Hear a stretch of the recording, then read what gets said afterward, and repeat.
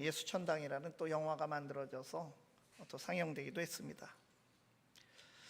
그래서 그렇게 외친 이 구원의 메시지, 짤막한 구원의 메시지의 선포를 통해서 세상에서 시달리고 지치고 고단한 수많은 사람을 복음 앞으로 인도하기도 하였고, 생명과 구원의 주님이신 예수님께 대한 관심을 최소한 유발하는 그런 효과도 있었던 것은 사실입니다.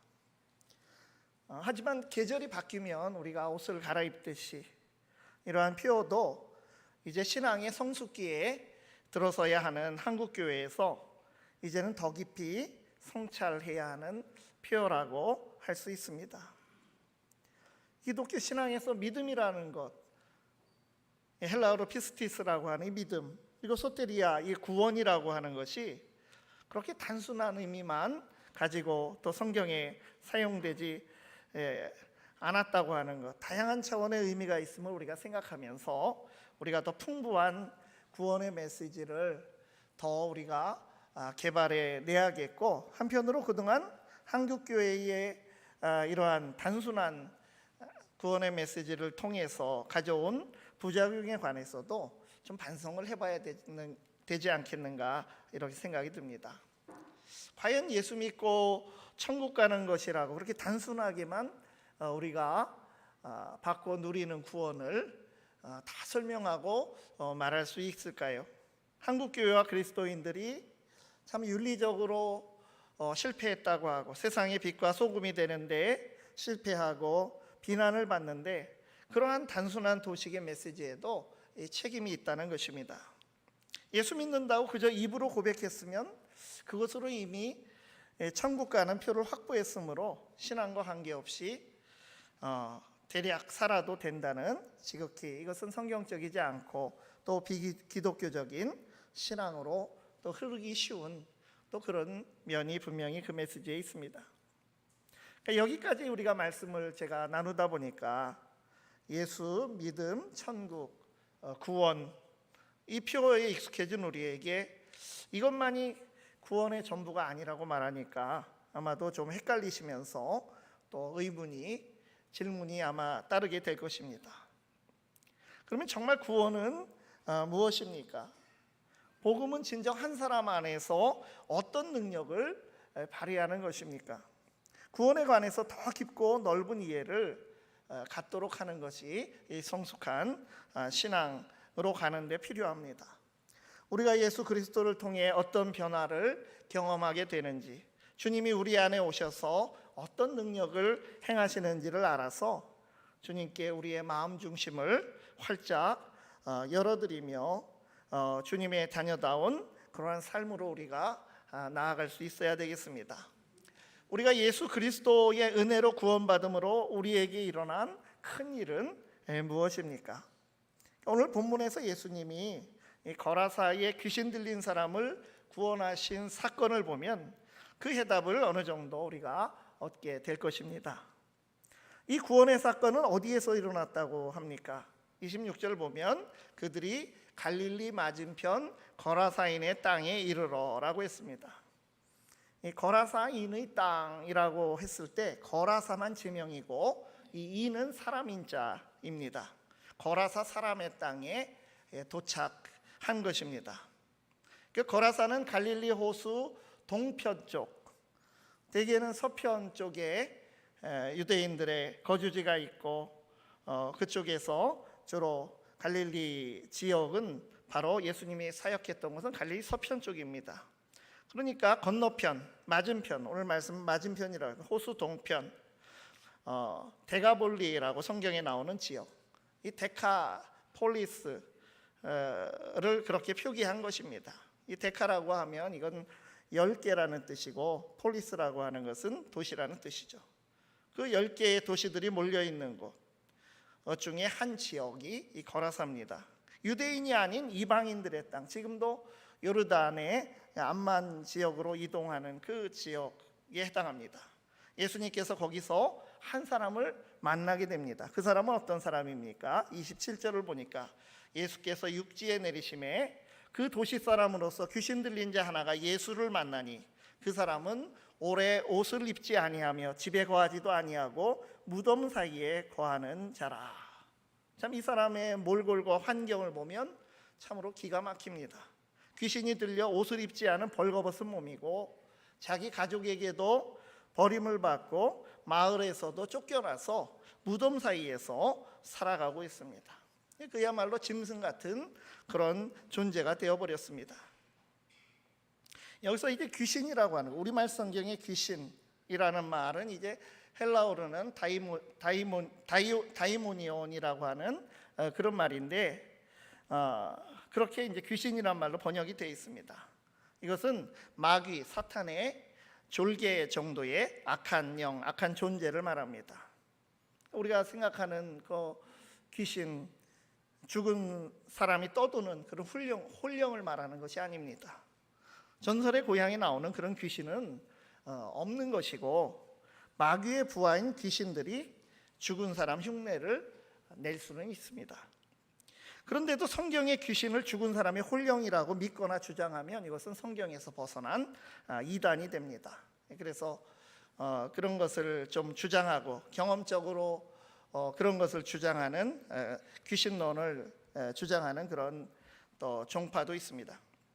요즘 TV에 무당들이 자주 나오고요, 또 그런 주제의 드라마도 유행하고 그러면서 죽은 사람 홀령이 이 세상에 실제 떠도는 것으로 보여주면서 흥미를 일으키는데, 우리가 영향받아서 그대로 그것을 믿으면 안 됩니다. 우리가 바른 신앙을 가져야 합니다. 이 거라사에 귀신 들린 사람은 더러운 영에 사로잡혀서 사람들에게 내어 쫓기고 가족에게마저 외면당한 채 더럽고 부정한 시체가 있는 장소에서 살고 있었습니다. 온전한 정신이 아닌 채 비참하게 살고 있었습니다.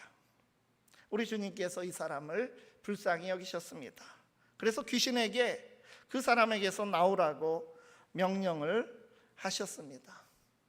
안타깝게도 정작 이 사람 자신은 구원자이신 예수님을 알아보고 그것을 참 기쁨으로 생각해야 할 터인데, 오히려 귀신이 예수님을 알아보고 이 사람을 조정해서 두려워 부르짖으며 간청을 합니다.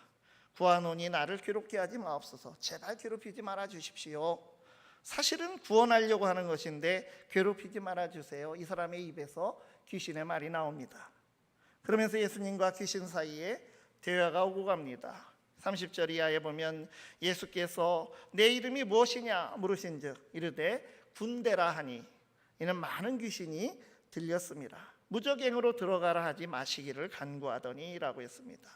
이 군대는 라틴어 레기오에서 온 레기온이라는 말로 헬라어로 표기되어 있는데, 로마 군사 조직에서 한 6천 명 정도의 규모의 부대단위입니다.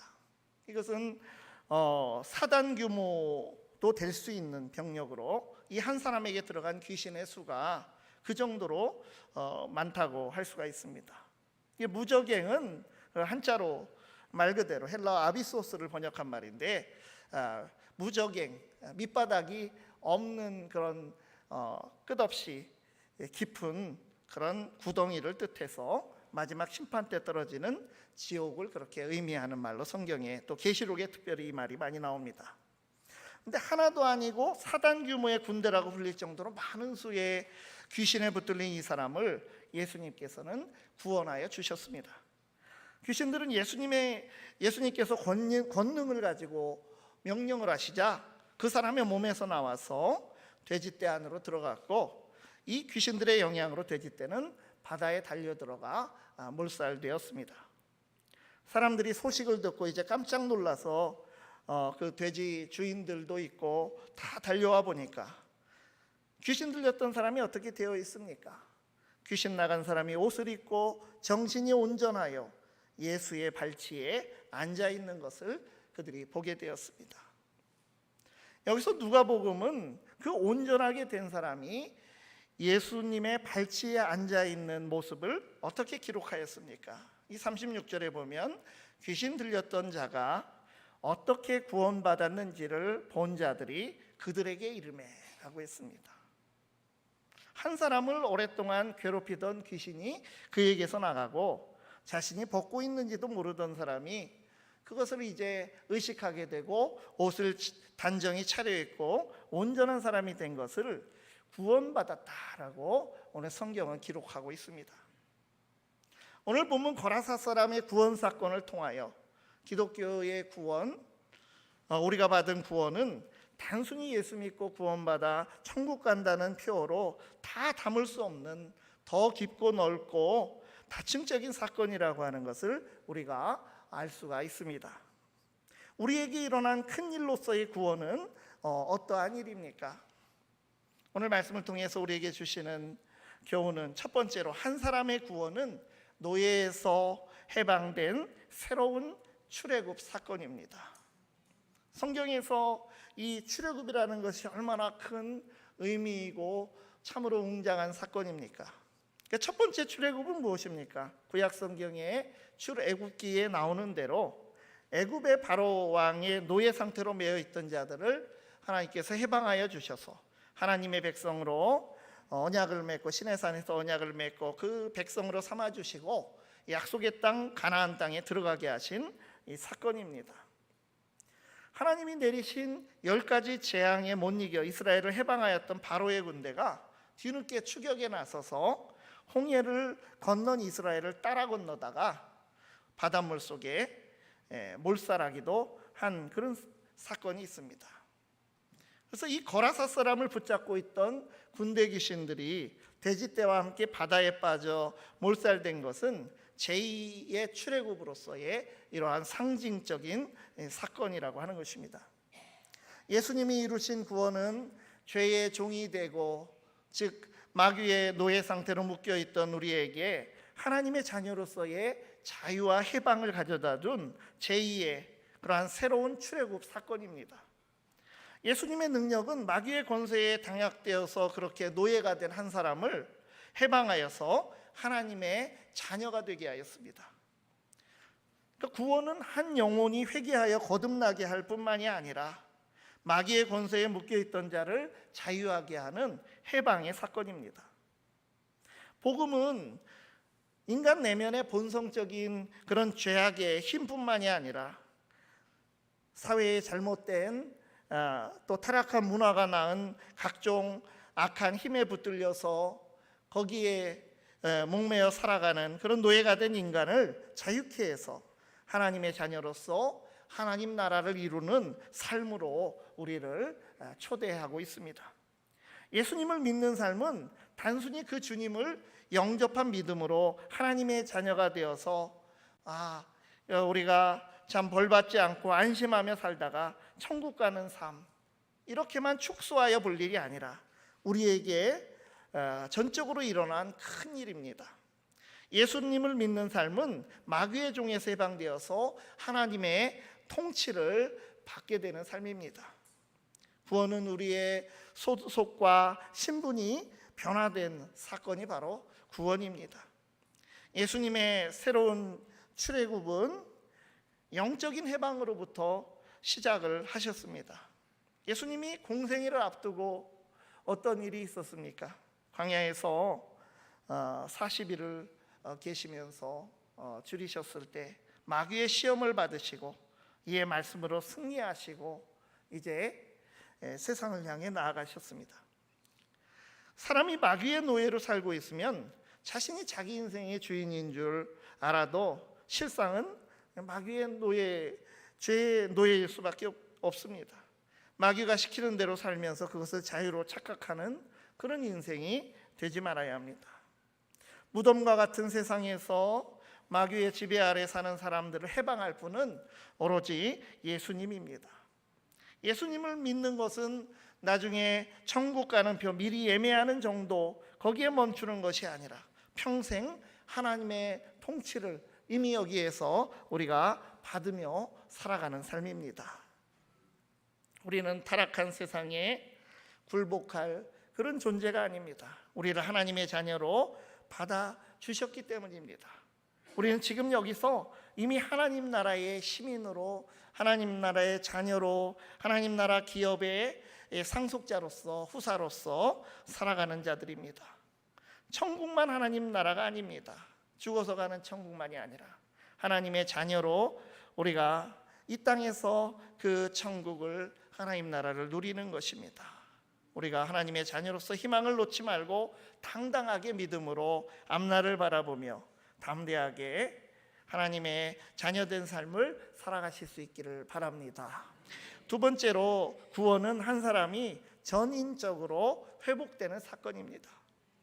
구원은 내면의 영혼 구원에 국한되는 것이 아니고 육체와 정신과 영혼 전체가 온전히 회복되는 전인적인 이 구원의 사건입니다. 거라사 사람의 이 구원을 경험한 이전과 이후가 그렇게 변화되었습니다. 이 거라사 사람은 귀신에게 지배권을 빼앗겨 유린당해서 영혼이 파괴되고 또 분별력을 잃어서 벗어도 벗은 줄을 몰랐고, 그의 육체는 정말 만신창이가 되어 있었습니다. 참으로 비참한 인생이었습니다. 그런데 복음의 능력을 힘입어 구원받아서 예수님 앞에 그렇게 다소곳이 있을 정도로 영혼이 평안을 찾고, 또 벗은 몸을 깨달아서 옷을 갖춰 입을 정도로 정신이 온전하여지고, 육체는 그의 자세가 정돈이 되었습니다. 이것은 구원이 전인적이고 총체적인 변화의 사건임을 우리에게 말해주는 그런 상징적인 장면입니다.